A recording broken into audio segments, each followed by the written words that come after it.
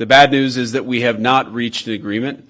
And I think that's bad news for Iran much more than it's bad news for the United States of America. ইরানের সঙ্গে কোনো চুক্তিতে পৌঁছাতে না পেরে পাকিস্তান ছাড়লেন যুক্তরাষ্ট্রের ভাইস প্রেসিডেন্ট জেডি ভ্যান্স।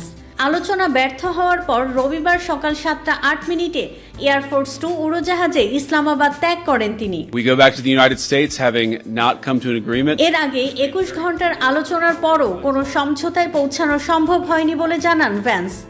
আলোচনায় যুক্তরাষ্ট্রের দেয়া শর্তগুলো, বিশেষ করে পারমাণবিক অস্ত্র না তৈরির বিষয়টি ইরান মেনে নিতে রাজি হয়নি বলে তিনি উল্লেখ করেন।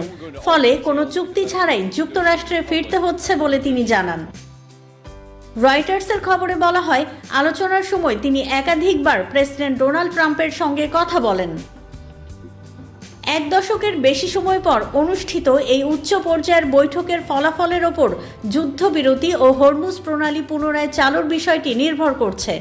বিশ্বের প্রায় 20% জ্বালানি সরবরাহ এই নৌপথ দিয়ে হওয়ায় সংঘাতের প্রভাব ইতোমধ্যে বিশ্ববাজারে তেলের দামে পড়েছে। এদিকে ইরান জানিয়েছে, আলোচনা শেষ হলেও উভয় পক্ষের মধ্যে যোগাযোগ অব্যাহত থাকবে এবং কারিগরি পর্যায়ে নথি বিনিময় চলবে। বৈঠক ঘিরে ইসলামাবাদে কড়া নিরাপত্তা ব্যবস্থা নেওয়া হয়। Next level, well done, side by side fridge.